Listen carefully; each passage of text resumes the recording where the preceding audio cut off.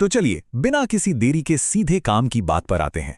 आज के इस विश्लेषण में हम एक बेहद ही आकर्षक और पारंपरिक भारतीय चित्र की गहराई में उतरने वाले हैं। ये कोई ऐसा वैसा चित्र नहीं है, बल्कि ये मानव आकर्षण को एक बहुत ही विस्तृत मैप यानी मानचित्र के रूप में हमारे सामने रखता है। देखिए, ये कोई साधारण सी ड्राइंग नहीं है, बल्कि ये शास्त्रीय सौंदर्य शास्त्र को समझने का एक बहुत ही व्यवस्थित, बहुत ही स्ट्रक्चर्ड तरीका है। यहाँ हमारे भौतिक शरीर को सिर्फ हड्डियों और मांस के ढांचे की तरह नहीं, बल्कि दिव्य आकर्षण के एक कैनवास के रूप में देखा गया है ना दिलचस्प? अब इस चित्रण के बिल्कुल ऊपरी हिस्से पर एक बहुत ही गहरा और केंद्रीय सवाल पूछा गया है। कामदेव स्त्री के किन किन अंगों पर बैठते हैं? सच कहूं तो यही वो सवाल है जिस पर हमारा आज का ये पूरा विश्लेषण टिका हुआ है। ये एक रूपक है, एक मेटाफर है, जो हमारे अंदर ये जानने की जिज्ञासा पैदा करता है कि प्राचीन भारतीय विचारधारा के अनुसार वे कौन से खास बिंदु हैं जहां से किसी के प्रति सम्मोहन या आकर्षण की शुरुआत होती है। यहाँ जो पूरा चित्रण है वो शास्त्रीय सौंदर्य दर्शन को बहुत ही खूबसूरती से समेटे हुए हैं। इसमें एक स्त्री की आकृति के 16 अलग अलग बिंदुओं पर छोटे छोटे देवदूत जैसे रूप बैठे हुए दिखाए गए हैं। यह हमें बताता है कि कैसे हमारा भौतिक रूप दिव्य आकर्षण के एक माध्यम के रूप में काम करता है। तो यह सिर्फ एक कलाकृति नहीं है, बल्कि एक पूरा का पूरा नक्शा है, जिसे आज हम परत दर परत बिल्कुल बारीकी से समझने वाले हैं। खैर, आगे बढ़ने से पहले जरा ये समझ लेते हैं कि आखिर ये कामदेव हैं कौन।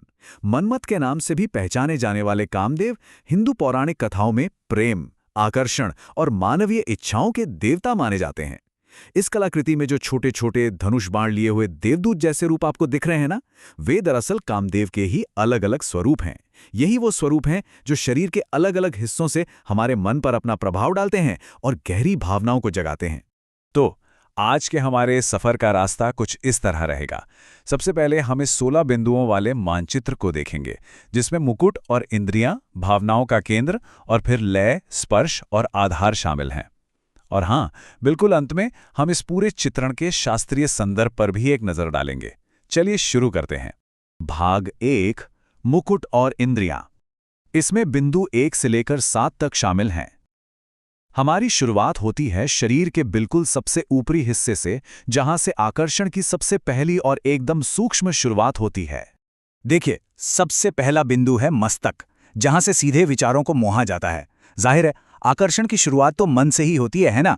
फिर उसके ठीक नीचे आते हैं केश यानी बाल, जिनकी प्राकृतिक महक और लहराहट आकर्षण का एक बड़ा कारण बनती है। और फिर भौहें। कहा गया है कि इनका चंचल नृत्य कामदेव को बहुत पसंद है। ये बताता है कि बिना एक भी शब्द कहे हमारे चेहरे के हाव भाव में कितनी ताकत होती है। चेहरे पे थोड़ा और नीचे आएं तो हमारी सक्रिय इंद्रियां सामने आती हैं। नेत्रों यानी आंखों से प्रेम के बाण चलते हैं, जो सीधे हृदय को भेदते हैं। नासिका या नाक सुगंध के मार्ग के रूप में मन को अपनी ओर खींचती हैं। और फिर होंठ और कंठ। यहां बात सिर्फ शारीरिक बनावट की नहीं हो रही है, बल्कि मधुर वाणी और मुस्कान जैसी प्यारी अभिव्यक्तियों को सम्मोहन का सबसे अचूक हथियार बताया गया है। अब आते हैं भाग 2 पर, भावनाओं और सौंदर्य का केंद्र, जो कि बिंदु 8, 9, 12 और 13 हैं। अब देखिए, यहाँ जो बात सबसे दिलचस्प है वो ये है कि हमारा ध्यान अब इंद्रियों से हटकर शरीर के मध्य भाग और हमारी गहरी भावनात्मक नींव पर आ जाता है। इस हिस्से के बहुत ही गहरे अर्थ हैं। वक्षस्थल को सिर्फ शारीरिक सुंदरता नहीं, बल्कि ममता और सौंदर्य का एक खास केंद्र माना गया है।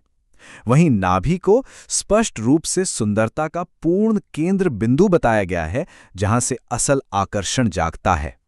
और कटी यानी कमर, जो लचीलेपन और नृत्य की चाल का प्रतीक है, ये हमारी गतिशीलता और अदाओं के जादू को दर्शाती है। लेकिन इन सब के बीच जो इस पूरे मानचित्र का मुकुटमणि है, वो है नवा बिंदु, यानी हमारा हृदय। ये सिर्फ खून पंप करने वाला कोई अंग नहीं है, बल्कि इसे प्रेम, भावनाओं और करुणा का घर कहा गया है। और बिल्कुल इसीलिए इसे कामदेव का मुख्य निवास स्थान घोषित किया गया है। सारी इंद्रियों से होते हुए आकर्षण का जो आखिरी ठिकाना है, वो यही है। चलिए आगे बढ़ते हैं तीसरे चरण की ओर, लय, स्पर्श और आधार। इसमें बिंदु 10, 11, 14, 15 और 16 शामिल हैं। ये अंतिम शारीरिक चरण है जो हमारी भौतिक वास्तविकता, एक दूसरे से शारीरिक जुड़ाव और हमारे संतुलन का प्रतिनिधित्व करता है। अगर हम ऊपरी अंगों की बात करें तो हमारी भुजाएं और हाथ स्नेह को एक मूर्त यानी एक फिजिकल रूप देते हैं। बाहों का आलिंगन और हाथों के कोमल स्पर्श और उनके कार्यों के जरिए ही कामदेव मन को अपने वश में करते हैं। यह सीधे तौर पर दिखाता है कि मनुष्य के स्पर्श में कितनी गहराई और कितना महत्व छिपा है। और अब आते हैं हमारे शारीरिक आधार पर। नितंबों को संतुलन का स्थान माना गया है और जंघाओं को सुदृढ़ता और सौंदर्य का संगम बताया गया है। लेकिन जरा ध्यान दीजिए, सबसे काव्यात्मक और सुंदर वर्णन चरणों यानी पैरों का किया गया है। पैर सिर्फ हमारे शरीर का वजन नहीं उठाते, उनकी चाल, लय और भूमि से उनका स्पर्श ही वो अहम आधार है जो प्रेम की डोर को मजबूती से जोड़ता है। मतलब जमीन से हमारा जुड़ाव ही आकर्षण को पूरी तरह से मुकम्मल करता है। तो ये सब हमें क्या बताता है? ये बहुत ही शानदार तरीके से दिखाता है कि ये पूरी प्रणाली आपस में कैसे जुड़ी हुई है। बिल्कुल ऊपर मस्तक में जन्म लेते विचारों से लेकर हृदय की उन गहरी भावनाओं तक और आखिर में पैरों के जरिए प्रेम की डोर को बुनने तक, ये हमारी संपूर्ण शारीरिक और मानसिक अवस्था का एक बहुत ही अद्भुत समन्वय है। अब आते हैं भाग 4 पर, शास्त्रीय संदर्भ। और ये एक तरह का प्रकटीकरण या डिस्क्लेमर है। देखिए, जब भी हम ऐसे प्राचीन चित्रों या टेक्स्ट्स का विश्लेषण करते हैं तो उस समय के ऐतिहासिक संदर्भ को ध्यान में रखना बहुत बहुत जरूरी हो जाता है। इसी बात को ध्यान में रखते हुए मूल चित्र के बिल्कुल नीचे एक स्पष्ट बात लिखी गई है। यह चित्र धार्मिक और शास्त्रीय मान्यताओं पर आधारित है। बस यही एक छोटी सी लाइन हमारी आज की इस पूरी जानकारी को एक बहुत ही सटीक ऐतिहासिक और सांस्कृतिक ढांचे में फिट कर देती है।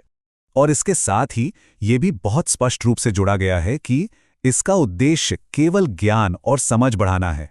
ओम, इसका सीधा सा मतलब है कि इस रचना का लक्ष्य कोई फैसला सुनाना या नियम थोपना नहीं है, बल्कि बस ये समझना है कि शास्त्रीय काल में भावनाओं, हमारे भौतिक शरीर और आकर्षण के आपसी रिश्तों को किस नजरिए से देखा जाता था। तो इस पूरे शानदार मानचित्र को समझने के बाद जहन में एक बहुत ही गहरा सवाल उठता है। भले ही ये एक सदियों पुराना ढांचा है, लेकिन क्या आज भी सौंदर्य के ये पारंपरिक पैमाने आकर्षण की हमारी आधुनिक धारणाओं को चुपचाप प्रभावित नहीं करते?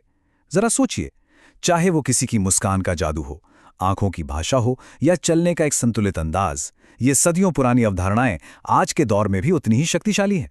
है ना कमाल की बात? आज के इस विश्लेषण में हमारे साथ गहराई तक जुड़ने के लिए आपका बहुत बहुत धन्यवाद।